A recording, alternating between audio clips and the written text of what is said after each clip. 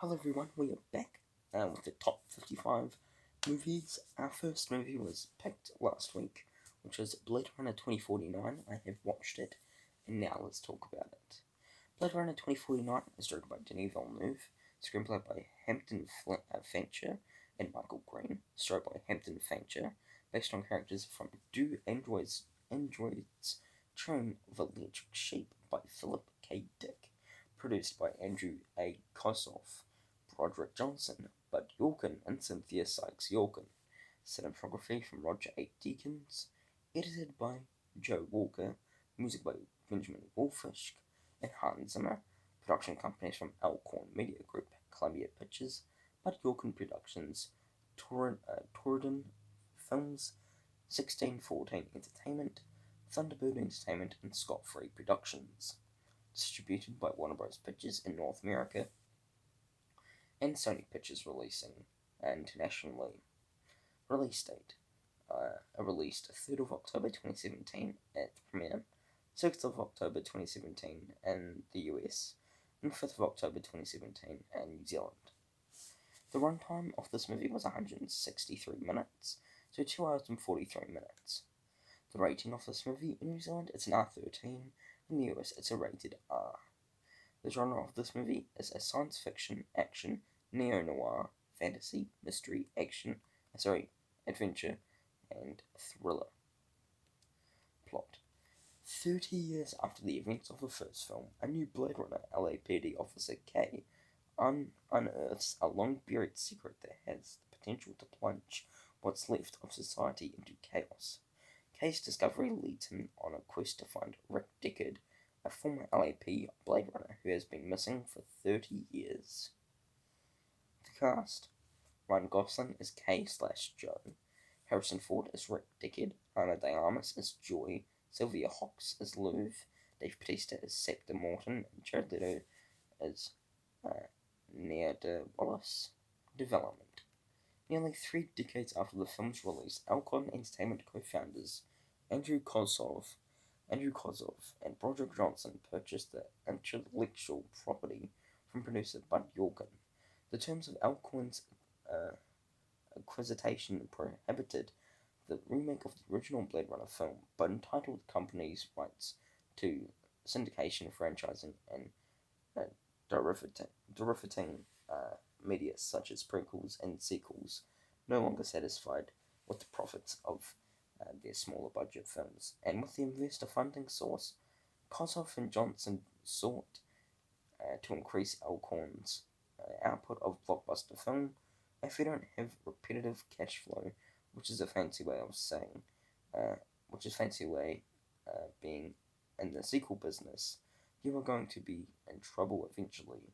Progress on the new Blade Runner film featurely intensified, with Kosoff named Christopher Nolan one of his ideal choices to direct. However, Nolan said he had never planned to direct, despite being an admirer of the Blade Runner franchise.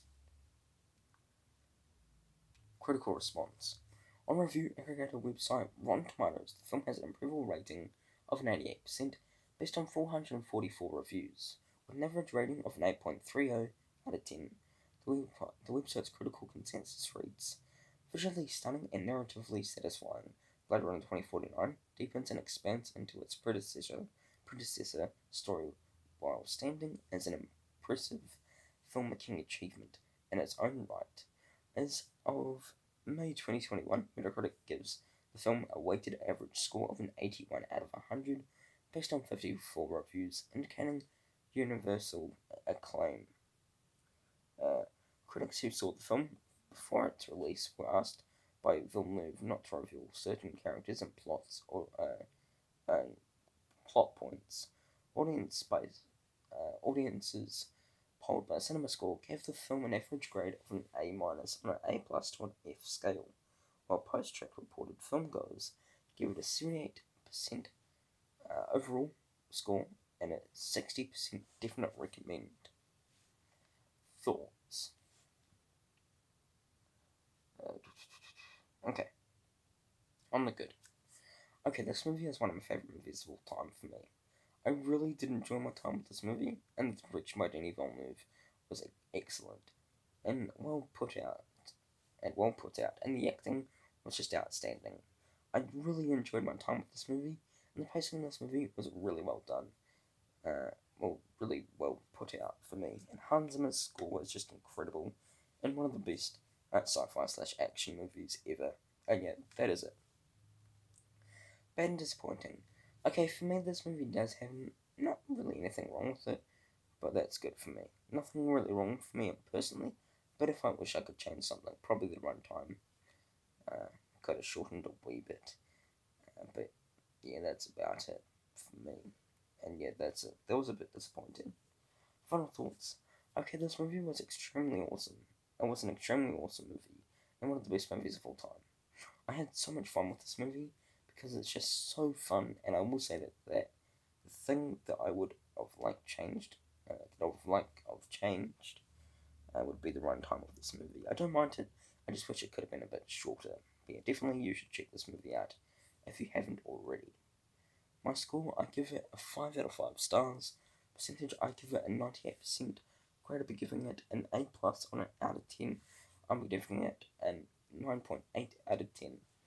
And before I end this video, I need to do the spinner, and then I'm going to say if I've watched it or not before I do the spinner. So I have watched Blade Runner 2049. I just wanted to give, I've watched it heaps of times. I just wanted to get my actual thoughts out. Yeah, but we're going to do a little spinny to see what movie I will be watching next and hopefully be reviewing tomorrow. But yeah, we're just gonna quickly. Okay, now we're gonna spin it.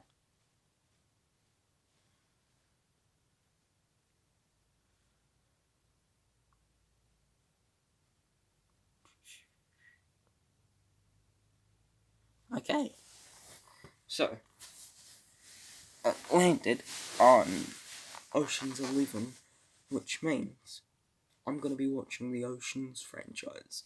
So there's like Oceans 11, Oceans 12, Oceans 13, and Oceans 8. So we're watching those films. Yeah, I forgot also that there'll be franchises in this ranking that I've been wanting to watch. Yeah, so yeah, we're starting with the Oceans franchise tomorrow. But yeah, thank you for watching this video. Hope you enjoyed it. Please subscribe to my channel. Be a massive help. Thank you for watching. Take care. Peace.